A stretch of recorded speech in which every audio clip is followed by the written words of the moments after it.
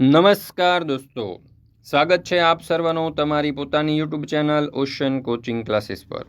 મિત્રો, આજે આપણે ધોરણ 9ની જે વિજ્ઞાન વિષયની એકમ કસોટીની ઓરિજિનલ પ્રશ્ન બેંક જે છે સપ્ટેમ્બર 2025ની પ્રશ્ન બેંક નંબર 1 તેનું સચોટ અને સંપૂર્ણ સોલ્યુશન આપણે આ વિડીયોની અંદર જોવાના છે। મિત્રો, આપણી આ ચેનલ ઉપર ધોરણ 9ની દરેક વિષયની આ જે એકમ કસોટીની ઓરિજિનલ પ્રશ્ન બેંક છે તેના સચોટ અને સંપૂર્ણ સોલ્યુશનના વિડીયો અને પીડીએફ બંને મુકાઈ ચૂક્યા છે। તો જરૂરથી આ વિડીયો અને પીડીએફનો અભ્યાસ કરી લેજો, કારણ કે તમારી પરીક્ષાની તૈયારી માટે દોસ્તો તમને ખૂબ જ ઉપયોગી થશે।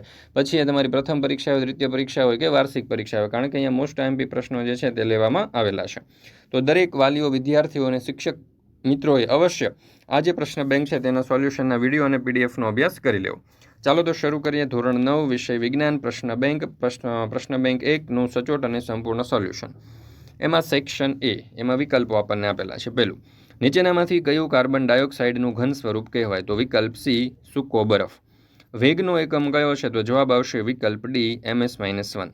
ખાલી જગ્યા પ્રકારની મધમાખી ઇટલીની છે? તો જવાબ આવશે એપિસ મેલિફેરા। કઈ કોષીય અંગિકાને પોતાનું આગવું ડીએનએ ધરાવે છે? તો જવાબ આવશે વિકલ્પ એ, કણાભસૂત્ર।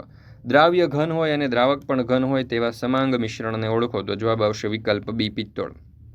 આપેલ વિધાન સાચું બને તે રીતે ખાલી જગ્યા પૂરો। ગોખરા તથા ગાજર ઘાસ એ ખાલી જગ્યાના ઉદાહરણ છે? તો નીંદણ।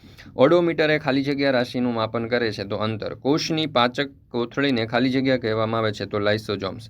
એક વાતાવરણ દબાણે પાણીનું ઉત્કલન બિંદુ ખાલી જગ્યા છે? તો 100 અંશ સેલ્સિયસ। કદનો એકમ ખાલી જગ્યા છે? તો ઘન મીટર। આપેલા વિધાનો ખરા છે કે ખોટા તે જણાવો। 11મું, પ્રવાહીનો આકાર ચોક્કસ હોય છે? તો ખોટું। પદાર્થ સ્થિર અવસ્થામાં હોય ત્યારે તેનું વેગમાન મહત્તમ થાય છે? તો ખોટું।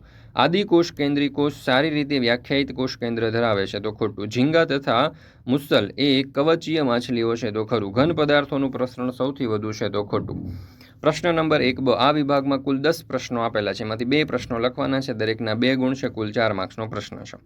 તો જો ગલન બિંદુ અને ઉત્કલન બિંદુનો તફાવત, બીજું દ્રવ્યના કણોની કોઈ પણ 2 લાક્ષણિકતાઓ જણાવો, ત્રીજું તફાવત આપો હરિત કણ અને કણાભસૂત્ર, ચોથું તમારા જીવનમાંથી 2 ઉદાહરણ લખો જ્યાં બાષ્પીભવનના કારણે ઠંડક થાય છે, પાંચમું આપેલ પાકને ખરીફ તથા રવિ પાકમાં વર્ગીકૃત કરો, અને ત્યાર પછી એક દાખલો આપેલો છે કે ભાઈ 72 કિલોમીટર પર અવરને મીટર પ્રતિ સેકન્ડમાં રૂપાંતરિત કરો। ત્યાર પછી 7મું છે તફાવત કમ્પોસ્ટ અને વર્મી કમ્પોસ્ટ। ત્યાર પછી છે નિયમિત ગતિ અને અનિયમિત ગતિ। 9મું, એક તત્વ રણકાર ઉત્પન્ન કરે છે અને ખૂબ તણાવપણું ધરાવે છે, આ તત્વને તમે કયા વિભાગમાં વર્ગીકૃત કરશો? આ તત્વ બીજા કયા ગુણધર્મ ધરાવતું હશે? તમને પાણીના 2 નમૂના એ અને બી આપેલા છે, તો નમૂના એનું પાણી 100 અંશ સેલ્સિયસ તાપમાને ઉકળે છે અને નમૂના બીનું પાણી 102 અંશ સેલ્સિયસ તાપમાને ઉકળે છે, તો કયું પાણી 0 અંશ સેલ્સિયસ તાપમાને ઠરી અને બરફ બનશે નહીં તે સમજાવો। ચાલો, ત્યાર પછી સેક્શન નંબર બી આપેલો છે મિત્રો, અહીંયા તમે જોઈ શકો છો આપણી આ જે વિજ્ઞાન વિષયની એકમ કસોટી છે તેના દરેક પ્રશ્નોના ખૂબ જ સચોટ અને સંપૂર્ણ સોલ્યુશનના જવાબો એકદમ છાપેલા અને કલરફુલ ફોન્ટની અંદર આપણે અહીંયા રજૂ કરેલા છે।